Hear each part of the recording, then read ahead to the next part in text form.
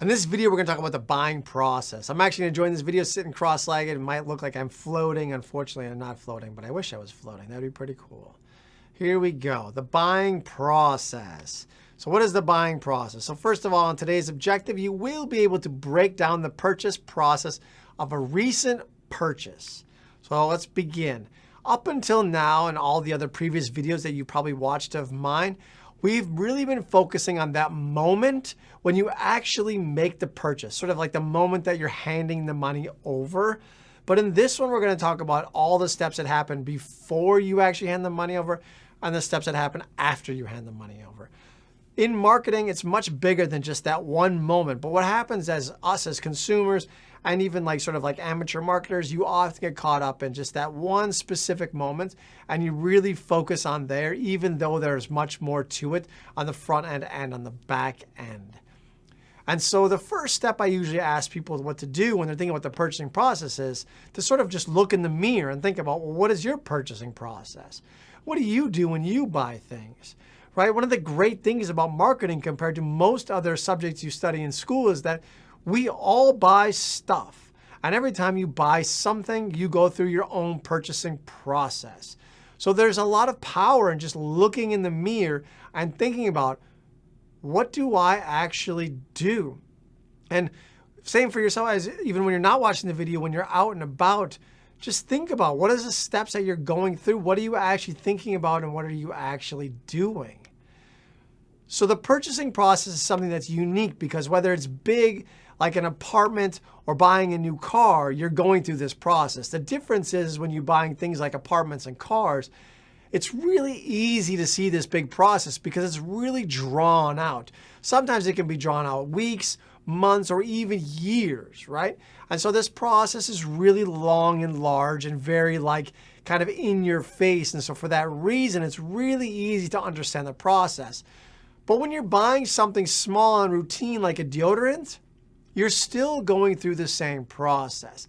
And so it's important to remember that whether it's big or whether it's small, the process for the most part remains the same. The difference is in the big things, you're thinking about it and you're very conscious of it. And in the small things, most of it, you're completely unaware it's actually happening. And so it feels like it's not there, even though it's actually there.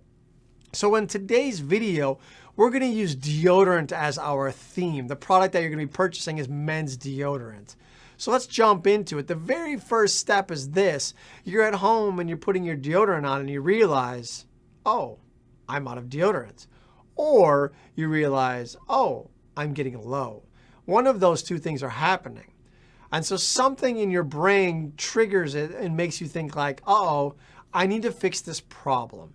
Again, for deodorant, now you're thinking like, I'm getting low, or maybe I only have one left. We're all a little bit different. Some people like myself, I use it, it's empty, and then I usually panic and I go buy more. Some people, when they make sure they always have one in the inventory so that they never have a panic situation where they run out. Some of us shake it or feel it and feel like it's getting low, and then we go get some. So again, the problem recognition sort of changes from person to person. But the idea is we all have something that goes off in our brain that says, I need more deodorant. Now you're getting into the pre-purchase. There are two things we talk about in the pre-purchase. The first one is awareness set, and the second one is choice set or consideration set. I want to talk about the awareness set first. The awareness set is probably the most important thing for all brand new companies. And the reason I say this is this. If people are unaware of your product, nobody can buy it. My wife and I used to have a skincare brand that we sold on Amazon. And people would always ask us, well, what is your biggest need? How can I help you? Well, what would you change? What would you do differently? Or what, redos or these types of things? And we would always just say the biggest problem is not our product. The biggest problem is nobody knows we exist, right? It's like basically a countable number. Maybe 10,000 people knew we existed. Well, you're never going to sell 10,000. You're never going to have 100% conversion rate. That's impossible. So if that number is very small, the amount of products you can sell is going to be very small. If you compare that to something like a Neutrogena or Coke or Pepsi, where basically the entire world knows what they are, you can understand how their success rate is going to be much higher. That's the awareness set. Another way to track the awareness set is this. If you took out a pen and paper, write down every single brand of deodorant that you know. Don't look any up, just write them down. That's your awareness set. All of them that you wrote down are the awareness set. The choice set or the consideration set, these are the ones that you're actually considering buying. Right? So we're not thinking about the entire awareness set. We're thinking about which ones are you actually going to buy. That's it. I'll give you another example of this awareness set and the choice set. To me, another example is the gas station. Every time you go to the gas station, think about how many different kinds of drinks are in the gas station. I don't know, 1,000, 2,000 different drinks. How many of those can you actually name? Now, how many of those are you actually considering? So going back to the deodorant example, the deodorants I'm actually considering are Old Spice, Native, because I think I'm trying to think, should I be a little more greener and healthier? And then the old classic Gillette. These are the three that I'm actually considering. As a marketer, the best you can do is get it down to the choice set. Because oftentimes, context, which we've learned in previous videos, really can influence the final purchase. Right? Even though something in the choice set, context can matter. Going back to the gas station example. For me, the choice set, Mountain Dew because I'm in my 40s and that's what dads drink. Coffee, black coffee, water, and vitamin water. Those are my 4 choice sets. If I go in the morning, I'm going to get a coffee. If I go in the afternoon, I'm going to get a water. If I go after I exercise or I'm really thirsty, I'm going to get a vitamin water. And if I go on the weekend at night or I'm feeling just kind of blue or with something random, I will get a Mountain Dew.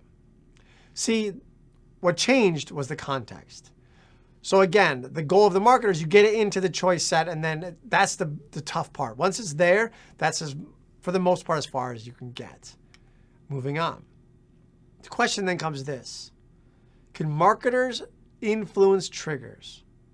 Can I try to influence you so that you actually skip the awareness set, you skip the choice set, and you go right to my product? If I can influence that trigger, meaning I can say, you have this problem and we have a solution, now I know that there's a higher chance you're going to skip the awareness set and the choice set, and you're going to go right into purchasing my product. So the question then comes to be, can marketers influence triggers? And that's what we want to think about. A very obvious example that's very simple and easy to think about before we get into deodorant is the dentist. Every time you go to the dentist, when you leave, what do they say? They always ask you to make your next appointment. They know that because you already have your next appointment, you will come back. For those of you that are older and you're watching this video, maybe this has already happened to you. If you don't make that appointment, there's a very good chance you won't go back. Times you get busy, things happen, and you just don't go back. And next thing you know, it's been 6 months, 1 year, 2 years, 3 years, etc. down the road, and you haven't been to the dentist. It's a weird thing. So they're influencing you to say, hey, put it on the calendar today so that in 6 months you come back. But now we're going to go back to the deodorants. The first one, we're not going to watch these videos, but I'm just going to show them to you so you can see them. You can search them out on YouTube on your own time. Old Spice. Does your man smell like a man? What does that even mean? If I don't use Old Spice, I don't smell like a man? What does that mean? What is a man supposed to smell like? I don't know. But Old Spice is telling me if I don't use their deodorant, I won't smell like a man. My favorite is Axe. Axe ads, whether they're on YouTube or on the internet, if you Google them, you can see them. They absolutely prey on teenage boys. I feel like every time I teach this in class or in person, I say, raise your hand if you use Axe when you're in middle school. The huge majority of the students raise their hand. Axe absolutely has all the insecurities, basically saying, if you don't use Axe, you're not going to get a girl. So teenage boys feel like I better use Axe so that I can meet a girl because they know that in your middle school, you're extremely insecure. And so they're playing on that. They're triggering that in there. Women's brands do the same thing. This is a Dove commercial. This Dove commercial here talks about how if you use their Dove deodorant, you will not be insecure about showing your underarms or your armpits. I didn't know that was a thing. I didn't know you couldn't show your armpits. But they're trying to say, hey, if you show your armpits without using this, you might be embarrassed. But if you use ours, you won't be embarrassed. Right? So they're trying to trigger you to use this product. So these are 3 examples where deodorant brands are attempting to trigger you. This even goes back into the 1930s and 40s when deodorant first started. The very first deodorants were used by women and not by men. But if you read this, it says, and men can be such awful gossips because you didn't use deodorant, right? They're already planting these seeds about trying to get triggers in there so that people just skip and go right to their brand. Once the problem has been set, you went through your awareness set, you went through your choice set, now you narrowed it down to those 1, 2, or 3. You have to think about from whom to buy and when to buy. This is the tough one. Brands struggle with this because sometimes people will put purchases off for months or weeks. Sometimes we buy it immediately. Sometimes we buy it on the way home from work. Sometimes we buy it in bulk. Sometimes we don't buy it in bulk. And so brands kind of are sort of left here, are floating, and they're trying to get you to come. And so what brands will do is they'll work with stores to run coupons. They'll run specials. They'll run limited time offer, Black Friday, Prime Day. These are all examples of brands trying to pull you into their store so they can control the when and the who, right? The where. They want to get you into the store and they want to try to force your hand to come in sooner.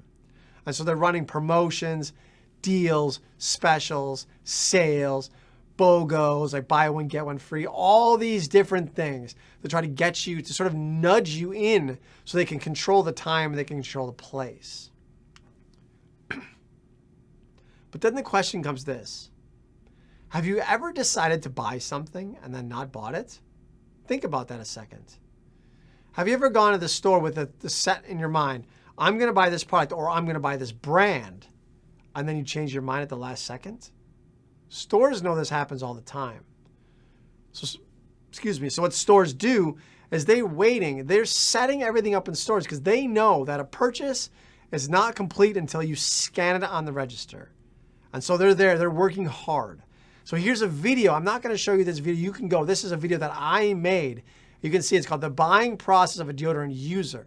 And it shows you how stores are constantly fighting for that sale, even though in your mind you've already decided. So I'm going to just explain to you what I'm talking about. This is at the Target near my house. When you go in there, if you walk to the right, walk in the front door, you go to the right, you go down at the end of the aisle are the grocery section. So most people go that way. On your way there, on the right-hand side, is men's deodorant. So if you're walking the way you should be walking is the right side of the aisle, it's impossible to not look at it because you're walking down the aisle, your head turns, and there it is, right there is deodorant. The very first chunk of the aisle is all red and white containers filled with Old Spice deodorant. It goes from eye level to the floor level, non-stop Old Spice deodorant. Next to that, eye level, a row of white deodorant, which is native. Everything below that is just brands. It's all different brands. Old Spice is spending a lot of money to be the very first aisle, the very first product in the aisle, at eye level down, so that you have to walk past the bright red if you want to buy something else. It's very difficult to walk past that bright red to grab something else. If you're not an Old Spice or native, you even have to bend over. We all know we're lazy. Nobody wants to bend over. They just want to reach out and grab it, right? And so Old Spice is spending a lot of time and a lot of money to get in these excellent locations in the aisle so that they're right in everyone's face and they're pushing out everybody else because they understand that the purchase is not made until you scan it, right? So even though in your mind you're saying, I'm going to get Gillette, you walk by the red Old Spice and you kind of get, you get swayed, you get convinced, and you buy the red one and you leave. Another example is brands will do what's called end caps. End caps is the end of the aisle, right? Or they'll do the center. They'll put them in the center so that you have to walk. Every single person in the store walks right by it. They look at it and they feel the need then to try to purchase those products. So my point is inside of the store, there's a lot of work that's going on between brands that are fighting for prime locations, and they're paying Target, Walmart, Costco to be in these locations. That's not free. All is not created equal, right? Every different spot is a different price that they're paying. Here's the final step. So you bought it, you're outside, you're gone, you got your Old Spice. This is a step that up until around 2010 didn't really matter. But today, it matters drastically. If you don't believe me, take 2 minutes, go to Amazon, search up your favorite product. What do you look at? You look at the picture, you look at the price, you look at the reviews. How many times have you purchased a product purely based on the number of reviews? Not even the stars, 4 out of 5, 5 out of 5. You don't even care about that. You care about the number of reviews. 2,000, 5,000, 20,000 reviews, right? How many times have you looked at a restaurant and you even care about the reviews? Or you look on TikTok and you see videos of the different restaurants that are out there and you go, oh, that looks delicious.